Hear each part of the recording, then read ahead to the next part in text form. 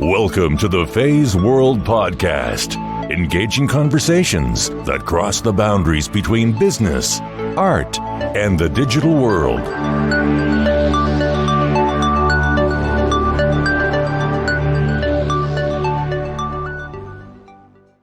Hi everyone, welcome to another episode of the Feisworld podcast, and this is a regular interview format of Feisworld. Today's special guest is Nat Novak, and to be honest, I've been dying to release this one. You'll find out very soon, because Nat is a studio manager I met at Arnold, and he is a maker of all things. Since then, Nat has left the agency and began to pursue a new career at Brand Content, which is a small agency based in Boston. Nat reminds me very much of my grandpa, so my mom's father, who was also a maker of all things. And I remember when I was still in grade school, and he would ask me what I wanted. He could make anything. I wanted a desk, a chair, a shelf, and he will return them back to me within a couple of days. And after that very assignment, he will ask me, what else do you need? And in this past 2 years, I have known Nat, and while we both worked at Arnold, I found the two of us running around the office just like everybody else, but suddenly we will slow down our footsteps and have a meaningful human existence level conversation. And I always wanted to capture those conversations, and glad we finally did that. Here's why I found Nat to be not only interesting, but also a bit superhuman. He can make anything. This episode is one of those rare opportunities for me to invite you to listen while browsing on Feisworld.com. The link is available if you're listening via Libsyn or on your iPhone or Android app. Simply flip over to description, or perhaps you are already on Feisworld. When I first set foot at Arnold, the first stunning creation I witnessed was the Black Submarine, designed and built by Nat for young children to play with during Halloween a few years ago. So at Arnold, like many other agencies, during Halloween, we'll invite employees' kids to come play at the agency. And this Black Submarine looks like a spiky ocean animal or some sort of a robotic shark, and it instantly captivated my eyes time and time again. And in fact, whenever there are clients and new hires visiting the office, the Black Sub was a treasured must visit, a must stop. So Nat built insanely complex units. Well, he also uses raw, simple materials. In the Black Sub's case, it's just purely cardboard boxes. And we'll also go over this crazy skull he constructed using only razor blades. I jokingly said that if I were stuck on the desert island, Nat really needs to be there, be around, and build a ship to save all of us. And I mean it. That's who he is. Working with Nat is an eye-opening experience for me, to say the least, which we'll discuss in great details in this episode. Nat teaches me how to be open-minded, be creative, be human. He reminds us to ask the question, why? What is the problem we're trying to solve? From making things using cardboard boxes to creating a leather case for Jack Daniels to celebrate Frank Sinatra's 100th birthday, Nat deconstructed his creative process in our 45-minute interview. If you are a parent, I am sure you can learn a few things from Nat on how parenthood has further influenced and in many ways enhanced his creative process. If you enjoy this episode, as always, please consider sharing with families and friends on social media or simply via email, and leave us a star review, which only takes seconds, or a brief text review on iTunes. I believe the new iPhone app is making this very easy without you even leaving the app. Otherwise, please Google iTunes, Feisworld podcast, and that will take you directly on the landing page. Thank you so much. And without further ado, please welcome Nat Novak to the Feisworld podcast.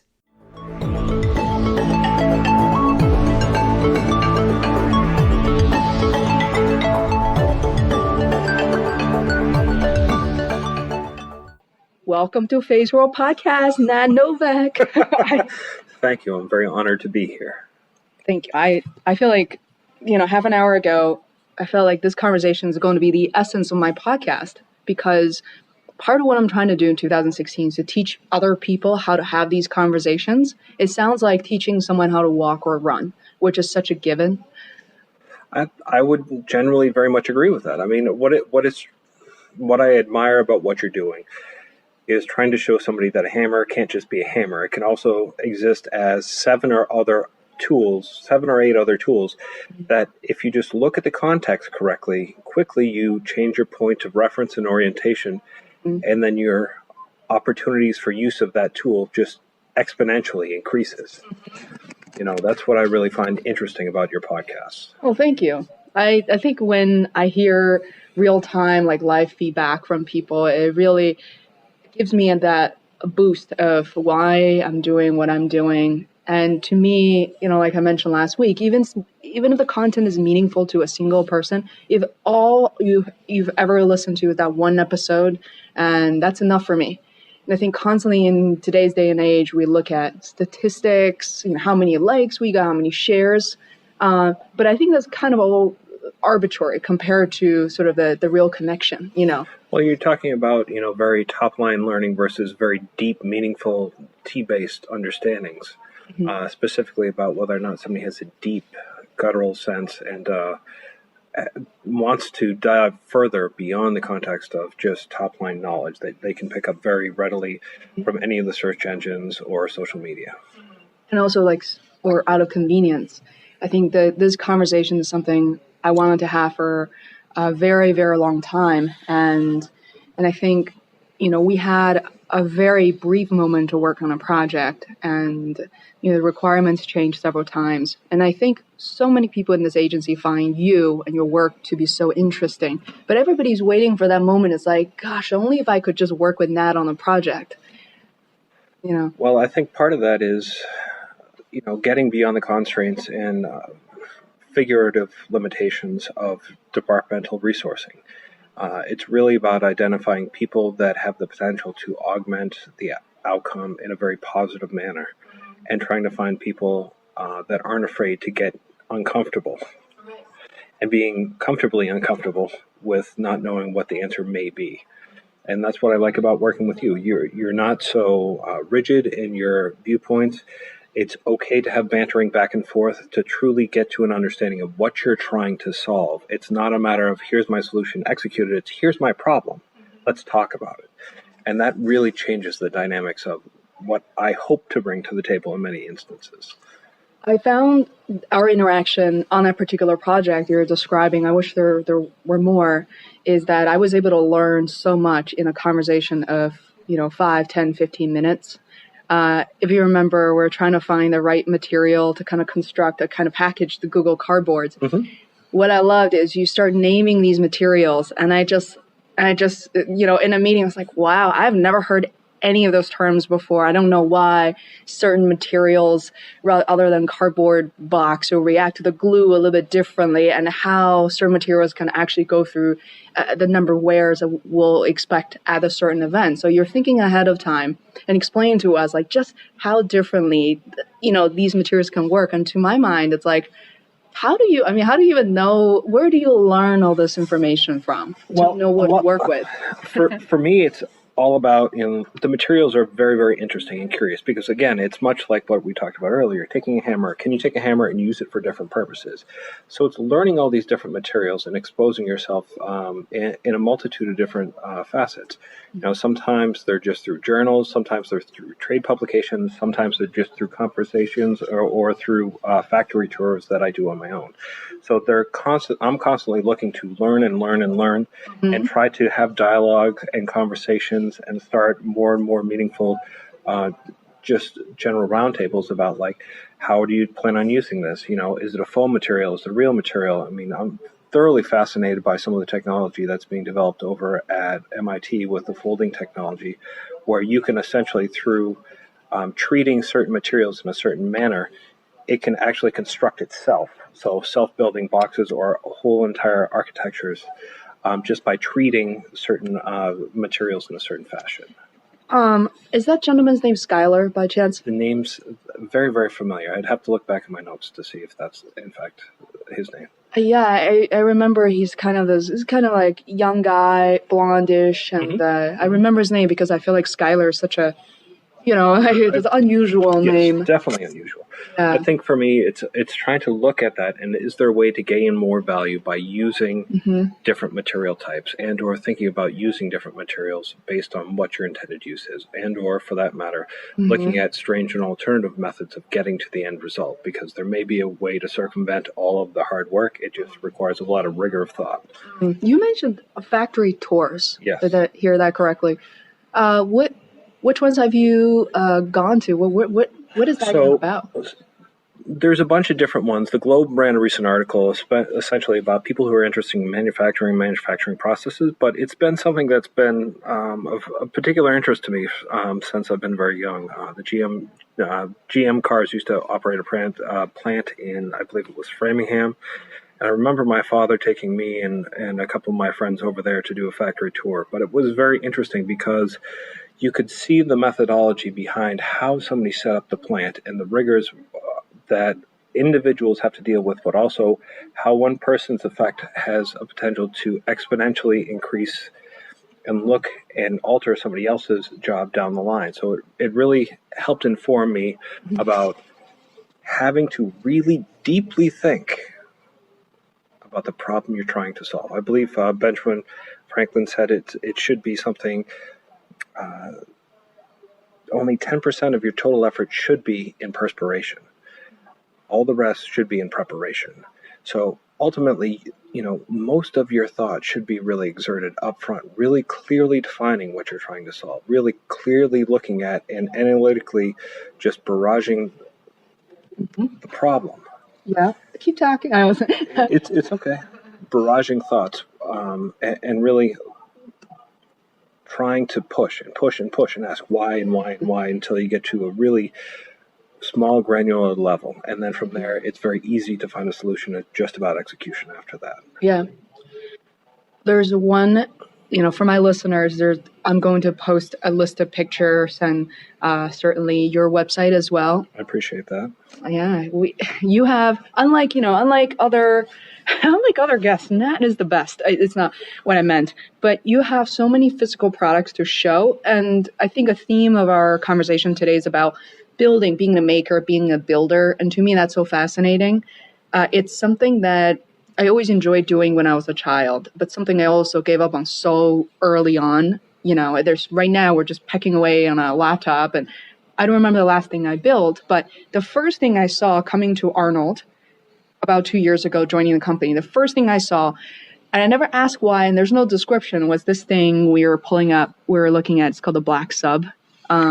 So essentially, we were tasked with coming up with a child's party theme, and it was like 20,000 Leagues Under the Sea. And this was kind of delving into some of the design trends that were going on during that time period, where we had very crystallized and very geometric patterns that were coming out, coupled with, looking for an opportunity to create a structure that children can interact with in a very physical way.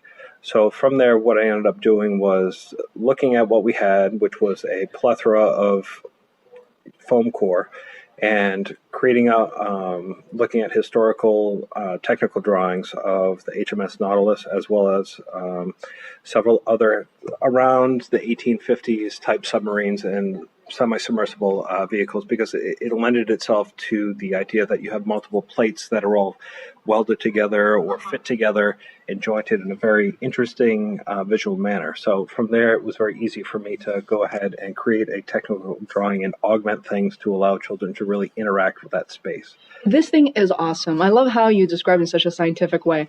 I feel like this is like the symbol of Arnold. And whenever we had an intern or a visitor, young or old, I would drag that person, and then this thing disappeared from our 6th floor, and I don't know where it is now. Actually, we segmented 18 inches off of this thing, and it's actually up on a shelf. So it's formerly was about 6 feet tall, so we had to segment about 18 inches off the bottom, re-weld the whole thing back together with hot glue, as well as several other structural supports, and then it's just up there for kind of a display purposes.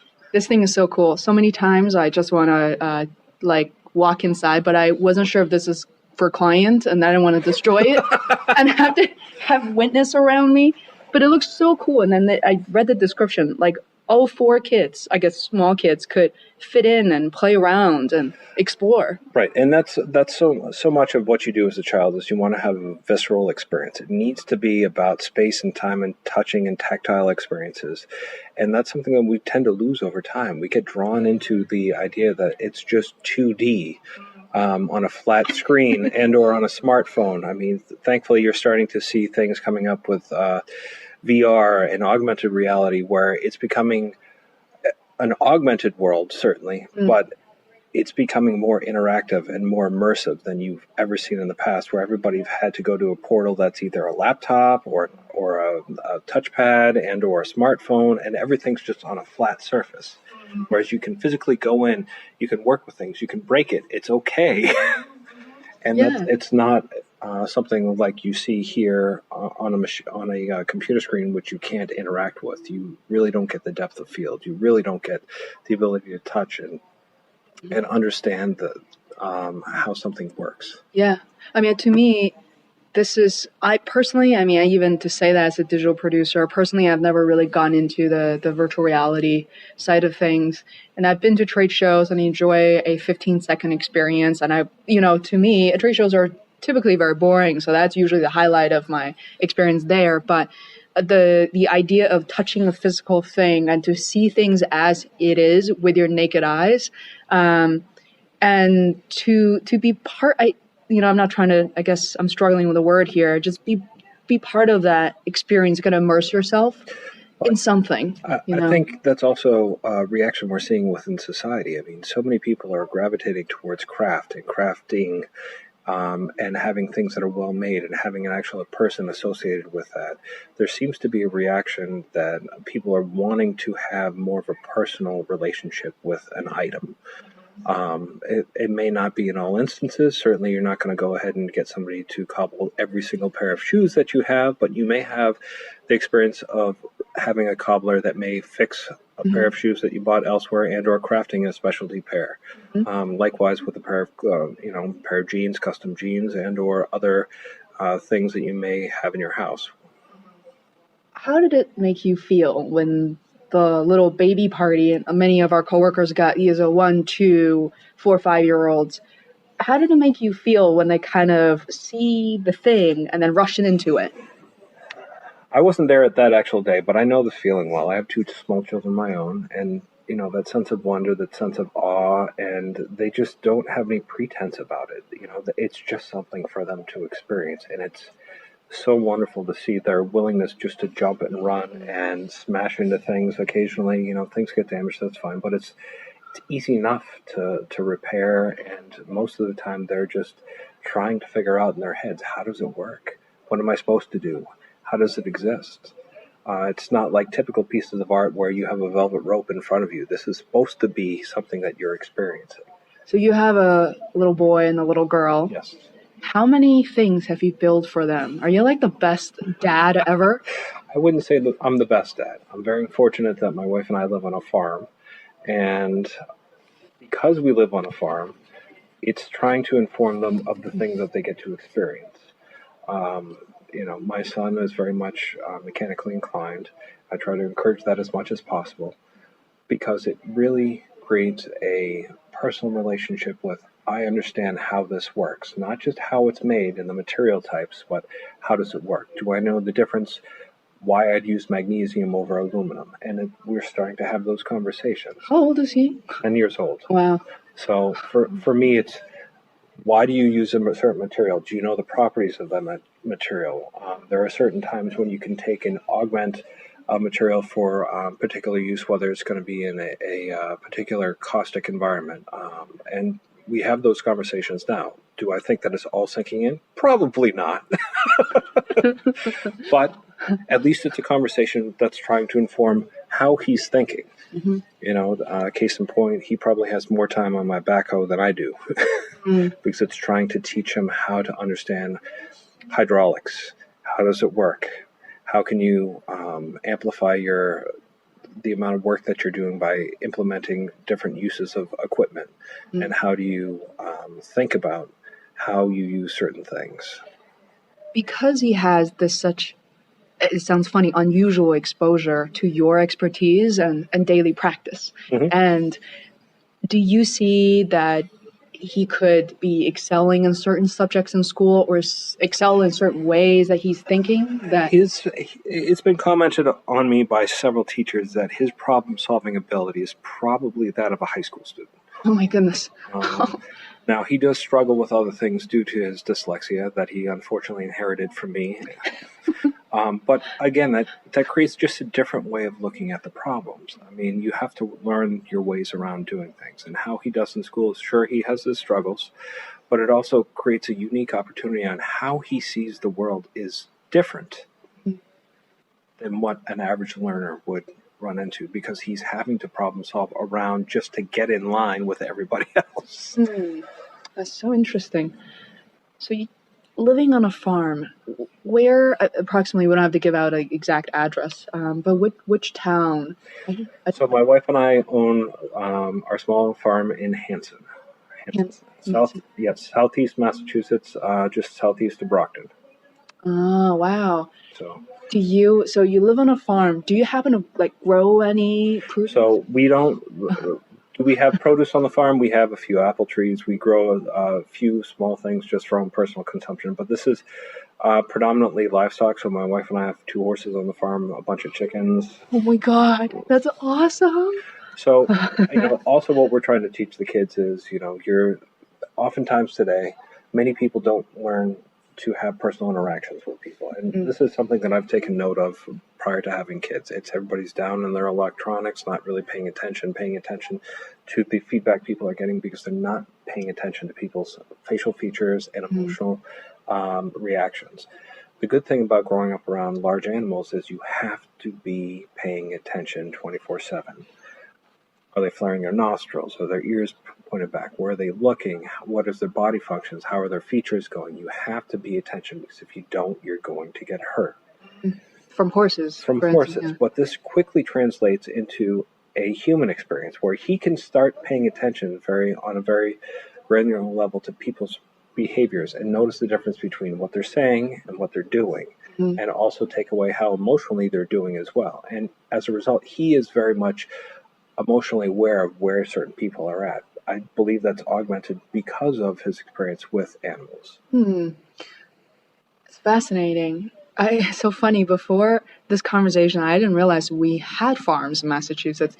I was my personal experience, moving from Beijing. I don't know when was the last time for me to see an animal other than just, a pet, a puppy or a cat.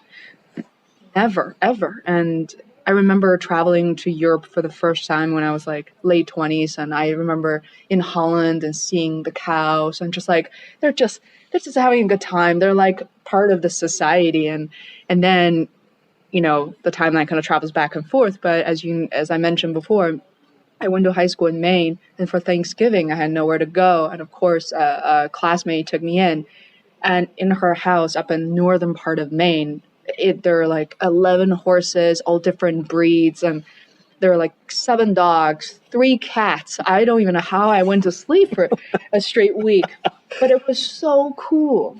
Well, it informs a completely different experience, and it should be said that small-scale farming is entirely different than agribusiness and or large-scale farming. I've been fortunate also in my life to experience what it means to be on a New England farm versus a mid-Atlantic farm of a moderate size to some of my mother's family ran a relatively large farm in western Minnesota as well. So experiencing all of those different aspects of farming also informs a different manner of thinking. How you solve a problem here may not be elsewhere as well. So I think that all of these things are culminating, at least for me personally, in recognizing that there could be more than one solution, and that oftentimes wants to drive that conversation of what you're trying to solve. because there are many different solutions, and they all could be correct, or one could be correct at the same time that is wrong for that particular application. Very, very open-minded. I'm moving this towards you. I just realized I'm so much louder than you are. Whenever we had a hallway conversation, I just assumed because it's hallway, you're being respectful. I didn't realize I'm such a shouter. No. By all means. I mean, oftentimes I think it's just who I am as an individual, and based on the situation. It's typically conversational things. Tone it down a little bit. Yeah. It's just who I am.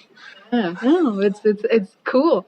And I've known you for 2 years, and it had been a while before we actually worked on the project together. And I think very hard about going back when we kind of looked at each other, grabbing coffee, and all of a sudden start talking about like delving into the mysteries of human existence, sort of the conversation repeatedly. And it's interesting. I think there's such a deep underlying connection among us human beings. And there is that connection of things that not only interest us, but truly matter the most to us. I feel like every time we have a conversation, there's so many things that you're thinking about that often I find that others might not necessarily be thinking about or making a priority or think, oh, that could be a waste of time, or I can impact, I can influence that, I can change it. What are some of the things that you're thinking about these days, the topics that interest you? For me, they're very much varied. For me, it's trying to be as aware as I can of the surroundings that I'm involved with on a very large percentage of my day. I constantly have to look, for instance, at my home about not only are the projects that I need to get on, but also can one positively impact the other and cascade and cascade and cascade and have a multiplying effect time and time again. Just here at work, it's trying to encourage the making of physical things and not to think of a computer as the only solution, but to see it as a tool that can certainly make things better, but not be the only solution that's out there. And oftentimes that requires conversations. One of the things that I like about this space that we're in is it truly is open, but it doesn't always encourage conversations. So is there an opportunity either to create pieces of ephemera of the culture here that can potentially be way stations throughout the agency, to kind of encourage conversation and dialogue, because I'm very much interested in the idea of double entendre, how one thing could be multiple things at the same time, as well as how people bring their own beliefs and prejudices, whether they be positive and or negative, towards a set of problems and or a visual object. I'm constantly trying to push that dialogue and trying to look for ways as an individual to push those conversations, because it's in having those conversations that you learn more about individuals, where their passions lie, and where there could be a possibility to work together in the future, because you never know what you can learn from somebody else. One of the biggest challenge I experienced in the past 10 years of my professional life is I think it's very challenging as, full-time employee, where we spend a lot of hours commuting, then we're at work. I'm not sure if you feel the same way, but the ability to lie down is impossible, right? I think, first of all, we can't just lie down on the ground. I try stretching and doing some exercise, and we have a lot of foot traffic here, so it's almost creepy. Whereas in my old company, there's just an empty area, and then a bunch of our coworkers just decided that's going to be for a meditation purpose, or, one of those 7-minute workout. I mean, everybody has 7 minutes. Yep. If you could just build a nap pot or something for us, that would be so great.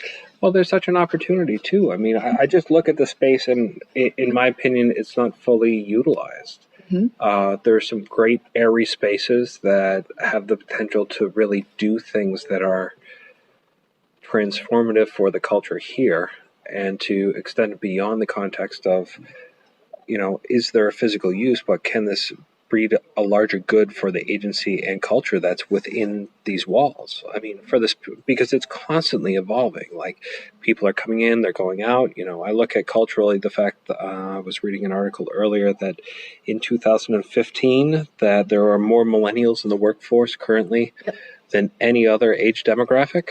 So things are changing very, very rapidly. And something that's on my mind currently is, how does the space evolve for the needs of the individuals that inhabit the space at any given time? Because things in advertising move at an exponentially fast rate. Right. So there's an opportunity to really look at things differently. Such as, like, what are some of one of the ideas I thought it was brilliant. We started talking about it out of the blue again, is because we create such silos. It's not just our agency alone, but nearly every medium to big size corporations. You're doing this, your job ends here. Your responsibilities are these. These are the articles and things that you should be doing, learning and listening to. And you and I, you kind of inspired this idea of, what if we just literally randomly assemble people from different departments and make them solve for something? Well, part of that as well is realize that, oftentimes we're creatures of habit. And for better or worse, most humans look for the least amount of effort to get any given thing done. If you recognize that as a trait of humanity, you need to find a way around that problem and to trick your brain into thinking outside of that. I truly believe that we can become a more robust, more vibrant community and offer more value as an ad agency if we can, at least for periods of time, whether it be shorter intervals and or longer intervals, depending upon how the problem needs to be solved, group individuals in clusters and then disseminate that information back out. It's almost like you're barrel aging people to ideas in different parts of the agency.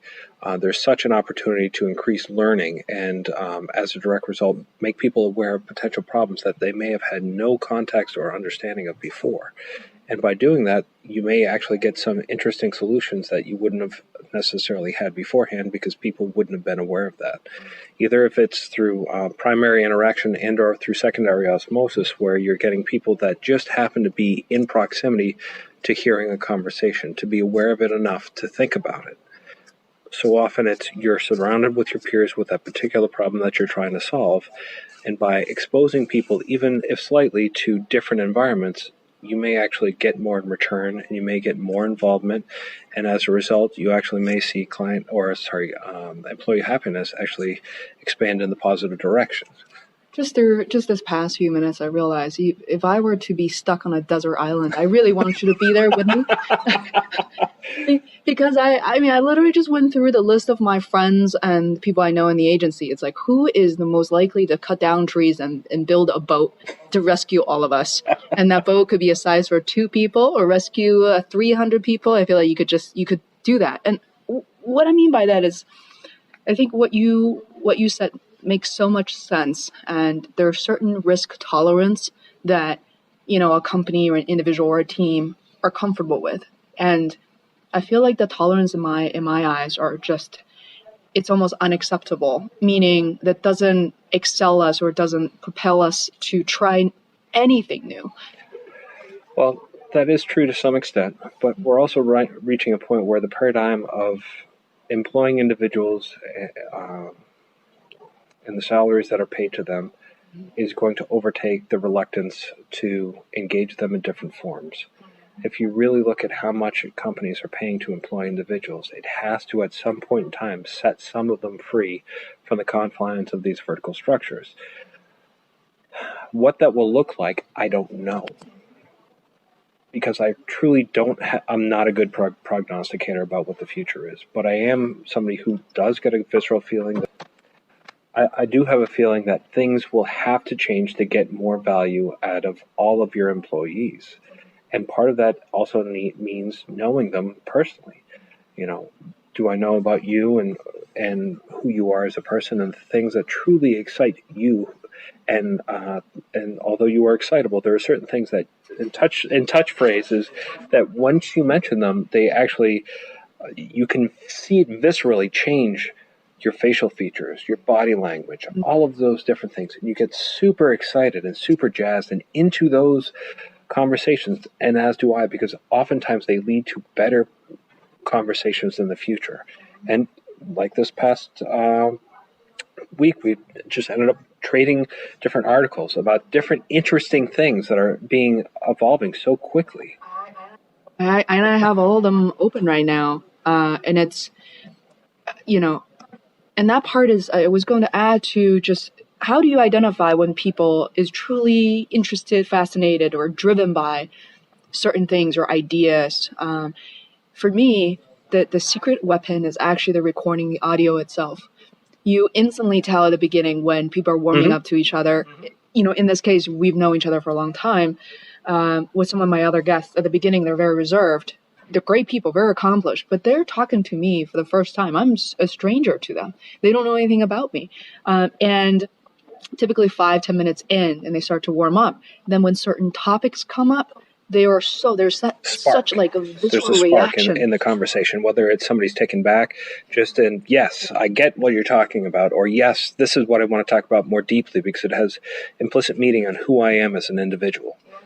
It's truly amazing to see when those conversations truly happen like that, and they should be treasured because, when they do happen, oftentimes people will want to come back and trade in those ideas and have more deeper conversations. Almost 9 times out of 10, my experience has been when you have those type of conversations, it may be a year, it may be even 3 years, but typically somehow in the world confluence of the world, you end up having another conversation about an unrelated topic. I thought about this and send it to you, or somehow you'll see somebody in the news and go, oh yeah, I thought about this as well, and you get back in touch with somebody. Yeah, exactly. And then you kind of feed on each other's ideas as well once you find that connection. And one fascinating observation from me, as a friend to you, is I have been a follower, a student of Seth Godin for many, many years. And the way he speaks, the way he presents, and there's one thing he says, he repeats, it's almost his own tagline, is that here I make this, and he talks about the bravery of creators, inventors, and artists that to actually make something. In this case, he means making a physical product, writing something, blogging about something, or, podcasts, and just put it out there. And I realize everything I've seen about you related to you, there's a physical representation. Your website is your website, and then just the product kind of sprinkled around the agency, and God knows what you make outside of the agency. And I said to myself, it's like, wow, that's not only skills, but to actually make it and then put it out there. And I want to, for example, the skull that's actually made out of razor blades. It just, there are things that I feel like you dream up, right? We all have dreams, and then I usually just go to work and then forget about them and not. So what is it like for you to kind of transform your thoughts, your dreams into like a physical thing? I've always heard it been said that the artist is trying to explain what they see in the world out there. And I've really found it to be true. How it manifests with individuals, whether it be the artist be a craftsperson and or an artist, you're just trying to find a way to communicate with others about the truth that you see. It may not be the truth that lasts forever, but it's the truth that you see at the moment. And for this was just a quick sketch for me using used materials. I tend to gravitate to reusing and the reused and how do I get more value out of it as an individual, because oftentimes for me it's learning about new opportunities based on somebody else's thought and trying to take it and push it even further. This was just happened to be around Day of the Dead, and I was like, okay, I can do something that's kind of interesting and a little bit dangerous. And I was thinking about that. How do you put all these first of all, are they your used razor blades? I work in the studio, so I use a lot of knives all the time. So these are snap-off blades, and we generate as a collective of people inside the studio, probably about, maybe about 4 or 5 pounds a year. And we have to dispose of them. So otherwise it would just be regular trash. For me, they're very interesting and angular, and they have the potential to repeat patterns very differently. So for me, it's just looking at them, separating them, and using them in a non-traditional function, because that's really what I use every day. It's, can I invent this and see this in a very different way, or just change the relationship? It almost looks bejeweled to some extent, but once you come closer and realize that it's actually nice, people are almost taken back with, wow, this is awesome. And to me, that's exciting to see. One thing I realized I missed about the closed office environment where we were at the Prudential Center versus here, downtown Crossing, Boston, we have completely open space. Even our president has a regular desk, just like everybody else, is when I walked into your studio, your office a couple of years ago, and I just felt like, wow, I want to see this guy's, the treehouse you built for your kids. Because it literally, to me, that's like this mysterious treehouse, except that it's probably much bigger than treehouse, where there's like physical products, and I'm going to post a lot of these pictures if I, to share as people. This could be an episode where I want people to actually look at the webpage as they're listening and just be browsing for however long they want and go back to it. But there's just so many paintings. I mean, there's so many things that just somebody look at it is like, are you kidding me? Like, almost make you feel like you could do it. You thought of it, but you didn't actually do it. There are layers of cardboard boxes, like this one. I think this is just a piece of the foam core for depth of field. It's a lot of playing around. I mean, some of it is just, playing around with the ideas and concepts and, how does it manifest? And a lot of it is self-training. It's like, okay, I know how laser cutters work. I've used them in the past, but what if I do it by hand? Can I get the same level of precision? It's almost, man versus the machine. And can you make something with slight imperfections that may actually be more beautiful than something that's so exactingly perfect? Not everything has to work is something it's deeply profound I learned from Josh Green recently, is trying something and give yourself a break and say, this doesn't have to work. This might fail, and that's okay. Do you think, like, for your creation, for your line of work, do you remind yourself constantly about that, or how do you condition yourself? Not everything is going to work out. I mean, I've had plenty of experiences where you'll do it and it's not to the level of exacting perfection that you want and or the standards of excellence that you personally hold. And I think that's part of it. Part of it is determining what you think is great, and are you living up to what that greatness is. And sometimes you're going to create something and it's just not going to be there, and it's okay to trash it, burn it, destroy it, just have fun with it. And sometimes it's a learning thing that can just amplify the next experience. Did you take something away from it? Did you try something and it just didn't work? Okay, well, that's a dead end. That's great. I know it's a dead end. Well, I can now take that, and next time I run into a similar experience, I know that I need to go a different way. And the great thing for me is it just further informs where there are opportunities to move forward, and where there further informs where there are not opportunities to move forward. And it's just constant exploration. For me, it's mulling things over my head. I should do this. I should try this. I should take my stores and caches of different things and try to build something different. I'm constantly egged on by my sister and or wife just to do something and create, just because to me, it feels like I have to get it out of my head because I want to make room for something else. Have you thought about if money isn't a subject of concern, and what would be a team or you by yourself, like a dream project to work on that could be impactful and of meaning to you? What would that look like? There's so many manifestations of that personally that, for me, there are certain problems that I really find interesting. The idea of decentralized power in terms of the context of energy generation is truly interesting to me, because how it manifests itself in different parts of the country has different looks and feels and different solutions. It's the idea that no one size fits all makes a lot of sense. I mean, in the town that I live in, the water table is exceedingly high, which lends itself to geothermal power, geothermal heating. The potential for using that in, let's say, Nevada just isn't going to exist, but the potential for either solar or wind power to generate different solutions does exist. It's the idea of that no one size fits all. But by the same token, I'm thoroughly fascinated as well as people's personal experiences in generating art and creating art. And it's trying to explain your different existence and experiences. And can you expose them to different things? I'm very fortunate that my daughter is very into art and into that experience. So we do spend some time going over and like, what are you thinking? How do you see this? How can you see it differently?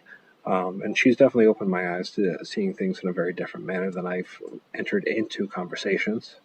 Either visually, like she'll draw something and I'll draw something on top of it, and she'll draw something on top of what I drew, and it's an interesting exploration, because I think as a child you're not afraid to fail, whereas as an adult you tend to have experiences that make you resistant to failing. I like what you described of you drawing on top of her drawing, because you probably saw on my Facebook updates a passion I have with my mom, or something like our shared interest to teach little kids how to draw. And we use markers, we teach them more American style drawing, we also teach them watercolor painting. And the interesting part is the fact that your daughter allows you to draw on top of her drawing is actually kind of not always a given, because what I notice, the difference between Chinese kids and American kids, or American kids are very, at times, they have certain pride. And then I like the confidence, like this is my work and I put it out there. But then we realize the initial resistance and struggling, my mom being a Chinese art teacher, to say, hey, let me show you, there's a much better way to go about this. Well, let's try this technique. You will see the difference. And the section, some of the kids, I think Carol Dweck will call them the fixed mindset. If they really struggle, they don't want their painting to be touched. They don't want to see a different way to approach certain things. Whereas we started to shift their intention, and I would explain to them why my mom is doing this and why their work is so super valuable. You're essentially coming up with the idea of critique. The idea of critique isn't to tell you that you've done a bad job. The idea is how you could do it better. How do you internalize that, how you could do it better? Do you take that as self-defeating, as I didn't do that great, and as a result of getting dressed down as a result of that? Or is this an opportunity to say, like, this was an experiment, there were shortcomings certainly, but moving forward and trying to build on what I learned, this is a better way of achieving an end goal. Sometimes that's manifest in physical experience, whether it's somebody not achieving a specified goal in a certain amount of time, but oftentimes it's enhancing the learning potential moving forward and amplifying people being aware and self-aware much, much quicker. I get the idea that people want to say, I have ownership and complete ownership, but there's no truly new idea. It's just twisting old ideas over and over again. And, I don't believe that my ideas are new by any sense. I just try to take my own personal experience and infuse that into them. And I see you not as just an individual artist, because given your position here, given the number of people who are influenced by you here, I consider them as your pupils, almost, learning from you daily. And now you have your kids, your son's 10 years old. I remember him being much younger for some reason. And then now you're also learning from each other, just with your children. That's very important to realize, is that, oftentimes in American society, we're taught that because somebody has a position and or advanced age, that their ideas are best. Now, it's not to say that their ideas are best because they're either have an advanced position and or are older in age. It's just to say that they see it in a certain different way. I hope that in the end there's discussion and dialogue, because it should be about what idea is best for that particular application. And it could be that in one instance it works and in another instance it just doesn't work. It really should be about having a conversation about what we're trying to solve, and being open to hear that your ideas may not, in fact, be the right solution for a particular application. And I'm okay with that. And I would also urge to say that we need to keep asking that question throughout the project. It's not to derail the team, but oftentimes that's only it's not asked at all, or it's only once at the very beginning. And it should be a clarifying statement throughout. Is this what we're trying to solve? And trying to peg it against the problem we're trying to solve. So oftentimes than not, we get so hyper-focused on this is the only solution that we're going down, as opposed to is there a way of taking it and moving and pushing it forward. I truly believe it's how you get to great, is to constantly question and push and prod and push and ask why and why and why and why. And as a parent, sometimes that I can attest to, having that question asked why 5,000 times in a row can tend to be a little bit grating. But in the end of the day, they're trying to wrap their brains, specifically I'm talking about my children, wrap their brains around why. It's not that they reject the answer that you're giving to them, but they're trying to have a more concrete understanding of why this is the best, or why no has to be no. They're looking for you to fully commit to that solution. And I believe that that's the way we should be working here at work, is you should be constantly asking, why is this the right solution? Why is this the right application? Are my actions the right actions? Can I do it better? Why isn't this working? You should be asking why all the time. I may be answering my next question, but as a parent, I love the parenting themes, and just, I love kids. I hope to have kids one day. And if there's anything you would love to leave to your children, the people you love the most in your life, that is not money, what is that thing that you hope for them to carry on with, be part of their spirit, be part of who they are? Just the thirst for knowledge. I mean, I saw that from my grandmother to my mother. I saw that from my mother to me. I see that from me to my children. It's just that it's hard to explain. It truly gets into who you are as a person and becomes infectious. You can't stop. It becomes almost a necessity, like oxygen. You have to continue learning and exploring and looking and searching and just constantly wanting to be more than who you are, and to fully have a more open mind. Unexpectedly emotional when we start talking about these things, and I see that it's almost a desire not just for your kids, but how we influence the people around us, is to have an open mind. And this is like a really good way to end the podcast. I always ask this question, is there anything that I haven't touched on that you really would like to talk about? I think the only thing that's really starting to really enter into my consciousness, and I'm doing more and more reading this, is the idea of this AI-based solutions that so many people are entering into as shortcuts for truly having meaningful dialogues with individuals. I was reading a recent snippet, essentially, about a new technology, which is a Bluetooth piece of technology that you strap to your person, and essentially it's constantly just listening to conversations all day long, and it can actually produce wordles at the end of the day and peoples of influence and what you're saying. So it's doing compounding of your dialogue throughout an entire day. And so you find that fascinating? I find it equally fascinating and equally frightening at the same point in time.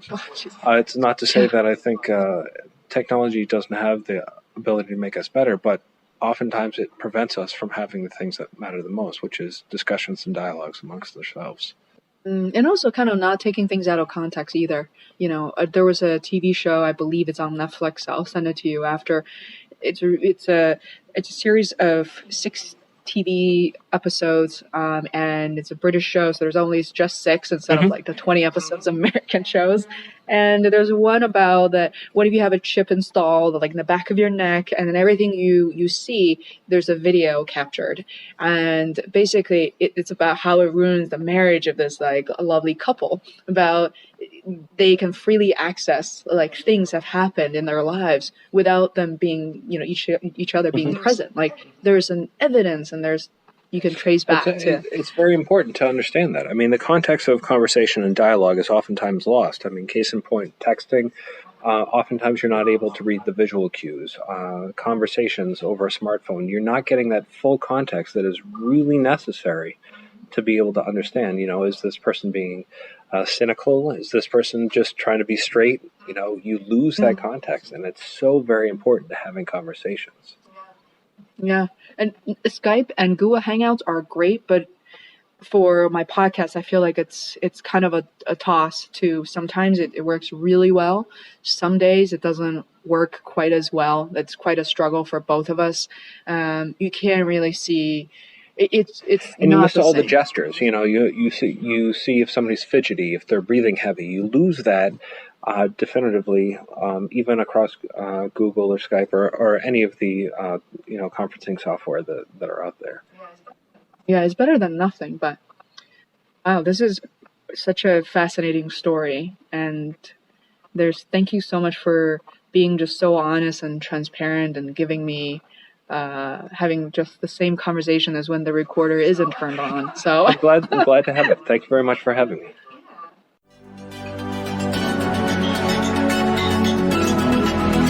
To listen to more episodes of the Feisworld podcast, please subscribe on iTunes or visit feisworld.com. That is FEISWORLD, where you can find show notes, links, other tools, and resources. You can also follow me on Twitter at Feisworld. Until next time, thanks for listening.